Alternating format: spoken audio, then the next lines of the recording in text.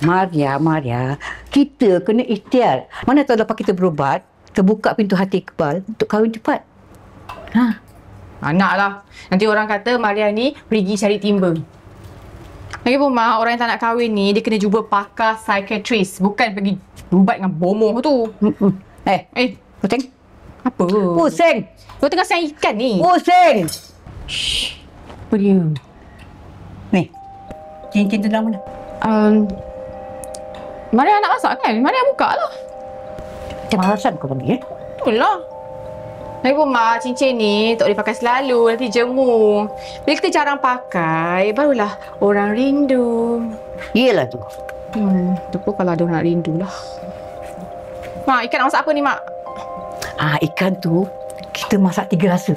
Lepas tu kamu tadi pun Iqbal suruh datang sini untuk makan. Dia mesti suka makan ikan tu. Tak payahlah, Mak. Iqbal tu kalau balik, mana nak datang sini? Ni ada hotel je, tak kelas makan dengan kita.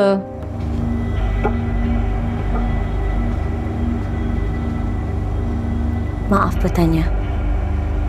Datang sini cari siapa? Cik? Ya. Datang sini cari siapa? Saya cari Sapora. Saya Lapora.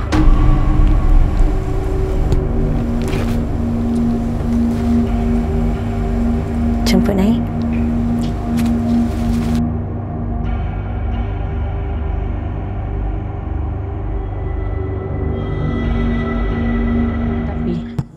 Terima kasih, Wak.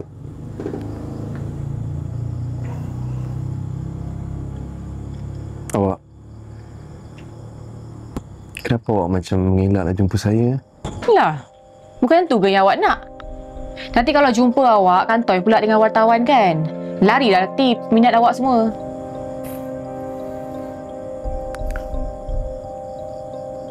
Awak. Apa ni?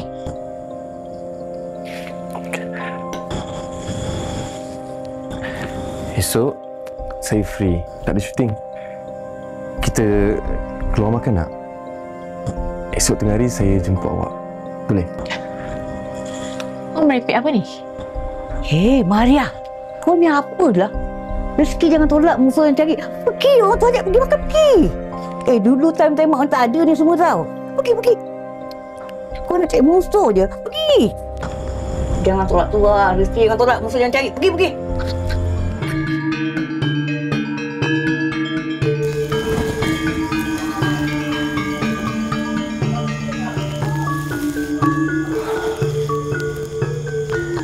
Aku tahu kau ada di sini.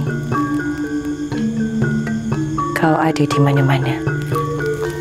Jangan campuri urusanku. Kau dalam bahaya, Pora. Bahaya bukan